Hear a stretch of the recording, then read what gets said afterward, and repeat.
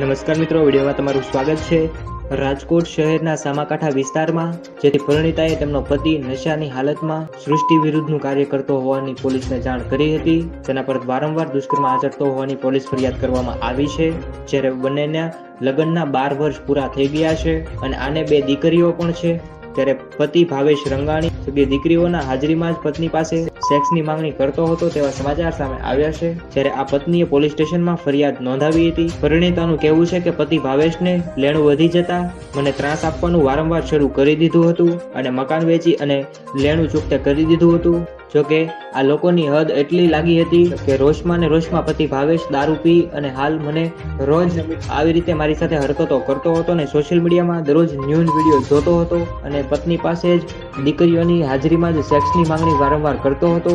પીડિતાએ જણાવ્યું છે કે બંને દીકરીની હાજરીમાં પણ શૌચક્રિયા કરી લેતો હતો, જેના કારણે દીકરીઓના મગજ પર પણ ખરાબ અસર પડતી હતી। દીકરીઓના હાજરીમાં જ હાલ એમ કહેવાય કે સેક્સ કરવાનું મને દબાણ કરતો હતો। જોકે આખરે કંટાળી મેં પોલીસ ફરિયાદ નોંધાવી છે। જોકે આખરે મહિલાએ કંટાળી અને પોલીસ ફરિયાદ દાખલ કરાવી હતી। ત્યારે મિત્રો, આને લઈ તમારે શું કહેવું છે કોમેન્ટ કરો। તો બસ મિત્રો, અમારા આ વિડીયો માટે આટલું જ।